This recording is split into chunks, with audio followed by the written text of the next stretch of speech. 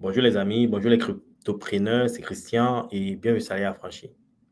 Il est important de rappeler, de faire extrêmement attention aux arnaques. Comme je vous ai déjà dit sur cette chaîne, vos comptes, que ce soit vos comptes Ledger, Trésor, MetaMask, Cross Wallet et autres seront attaqués. OK? Pendant le bull run, c'est le cas. Donc, il faut faire attention, il faut vous protéger. OK? Et il n'y a pas que ça. Il y aura aussi des arnaques du style les scams, du style Liable. Et si vous croyez que Liable a été l'arnaque la plus grave en Afrique en ce qui concerne les crypto-monnaies, vous vous y trompez, OK? Mais pour rappel, allons un peu check comment Liable opérait, OK? Emile Parfait-Sim a été l'arnaqueur le plus prolifique dans le monde des cryptos, vous vous trompez, OK? Maintenant, suivons un peu ces gars, c'est BitConnect, OK? BitConnect, en quelque sorte, pour ceux qui sont nouveaux dans les cryptos actifs, BitConnect était une crypto-monnaie qui créait, c'était, je crois, c'était de 2015 à 2017, et BitConnect était dans les top 15 des crypto-monnaies, les gars. Et BitConnect attirait beaucoup d'investisseurs, OK?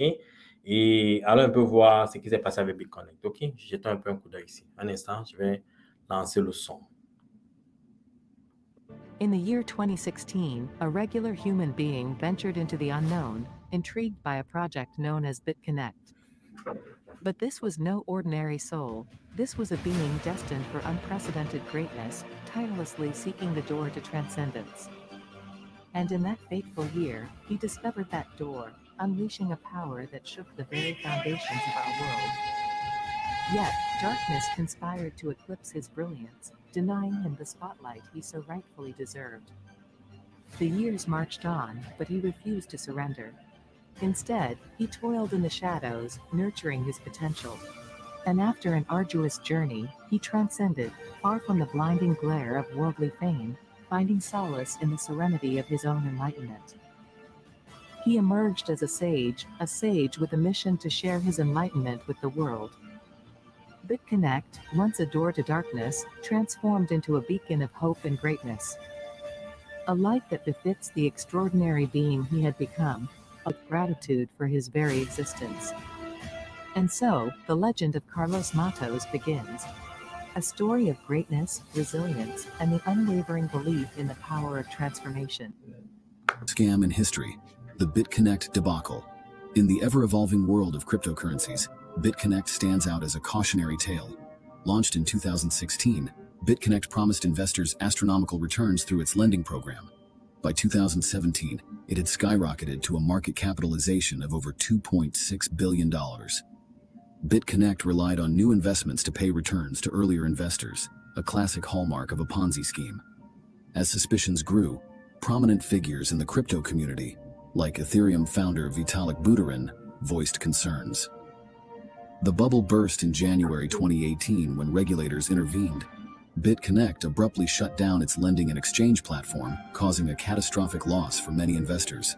The coin's value plummeted from over $400 to less than $1 in mere days. Learn how to avoid scam and follow us for more stories about crypto and Web3. Liable était la copie parfaite de BitConnect. C'est pour ça que quand le groupe salarié affranchi est tombé sur le projet de Liable, je pense que c'était en 2020, malheureusement, il se faisait tard. Nous avons commencé à attirer l'attention des investisseurs et je vous dis, les gars, c'était des attaques. Je vais faire une vidéo juste sur les attaques que j'ai reçues par rapport à Liable. J'ai encore les commentaires sur les vidéos que j'ai créées. C'était des attaques de partout dans le monde. Mais la bonne nouvelle, c'est quoi? C'est que grâce à Salaya Affranchi, nous avons sorti beaucoup d'investisseurs de ce projet-là. Du moins, ils avaient déjà investi, ils avaient perdu l'argent, mais il y avait certains qui avaient l'intention d'investir davantage. Nous avons pu sauver ces individus-là. Et nous avons pour devoir, OK, en tant qu'individu, en tant qu'éducateur, de vous informer. Mais la décision, comme je vous dis, vous revient. Mais malheureusement, c'est comme si les gens n'écoutent pas, les gens n'entendent pas. Et ça, c'est un choix, OK? C'est un de vos choix.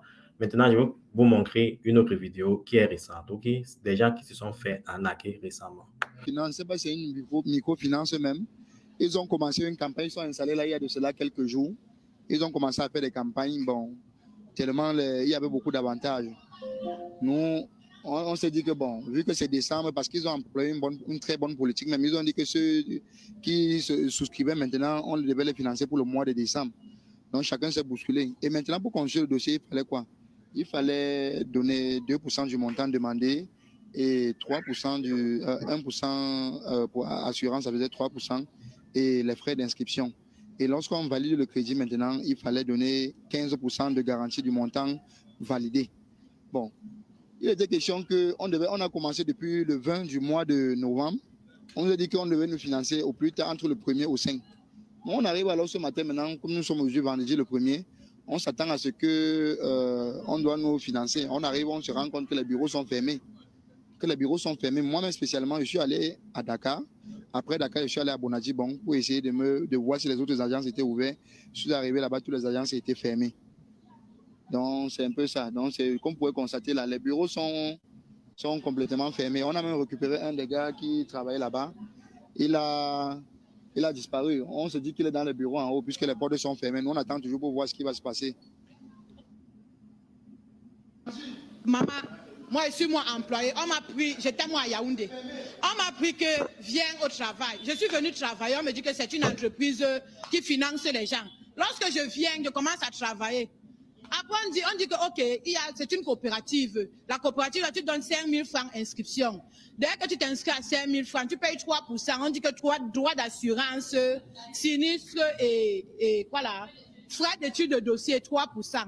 Donc, si tu viens, voici ça ici, là. Si tu viens, tu prends 200 000, parce que c'est l'exemple qu'on avait. Moi, j'étais employé. Si tu viens, tu prends 200 000, tu payes tes 5 000 francs inscription. Après, tu donnes... Voici les flyers ici, là, qu'on nous a partagé. Tu viens, tu donnes 3% de 200 000 francs pour les frais d'études de dossier. On vient, on fait les enquêtes chez toi. Lorsqu'on fait les enquêtes maintenant, on t'appelle. On te dit, aucun dossier n'a été rejeté. Moi, j'étais mon employé. Aucun dossier n'a été rejeté. On disait à tout le monde que venez, votre argent est déjà prêt, mais il vous faut la valiseur. Il vous faut la valiseur. Il vous faut la valiseur, tout le monde, aucun dossier. Il vous faut la valiseur, il faut la valiseur. Après, tu payes 15%. Si tu as pris, quelqu'un est venu, parce que moi, j'avais un client qui voulait 5 millions. Quand tu as 5 millions, tu vas payer 15% de 5 millions. C'est 750 000. 15% de 5 millions. 750 000. Mon client est venu, il a déposé 750 000. Sans compter qu'il a donné 3% et s'inscrit. Après, on demande la valiseur.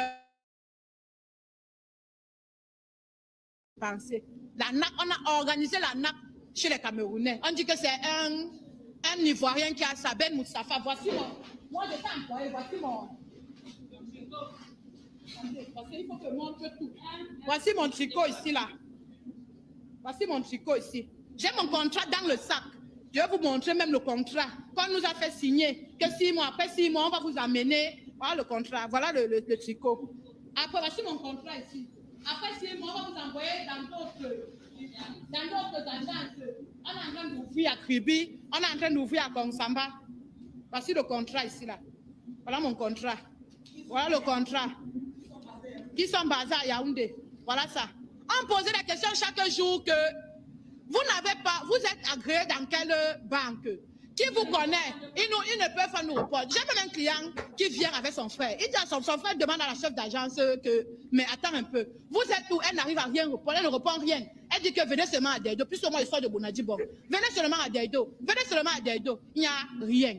Ça commence à sentir mauvais. Je dis à mes clients que, parce que moi, je pleure même 1 mois de salaire parce que je n'ai pas de travail. Je travaille, m'a pas payé. Mais mes clients, je les ai stoppés, je les ai dit que ça ne sent pas bon. Moi, je suis pas dedans, ne me cherchez pas pour l'argent. Mon père et ma mère, je n'ai plus haut. Je n'ai pas. J'ai même le terrain, nous, on n'a pas chez nous.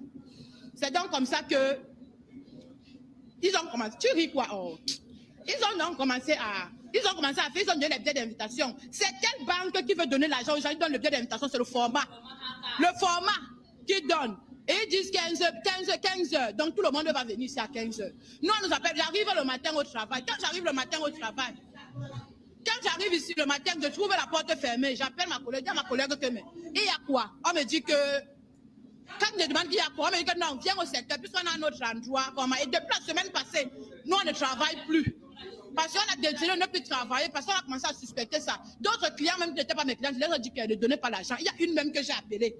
Je lui ai dit que ne donne pas ton argent. Je l'appelle hier, elle me dit que j'appelle lui hier. Avant-hier, je l'appelle. Elle me dit qu'elle est venue, la chef d'agence l'a convaincue. Elle est venue déposer l'argent. Je dis, OK, c'est bon si toi tu as déposé. Il y a un client, un de mes clients, c'est Dieu qui l'a sauvé hier. Il n'a pas déposé l'argent. Donc, on nous a envoyé, le chef d'agence nous a envoyé l'information que le DG et le consultant ont fui l'argent. Maintenant, ce n'est plus que ces 3 personnes. Maintenant, c'est le DG et le consultant qui ont débloqué, qui ont défoncé le coffre-fort ici dedans. Ils sont partis avec l'argent. Nous, comme ça, là, on est perdus. Les enfants d'autrui, on a fait travailler les enfants d'autrui comme ça.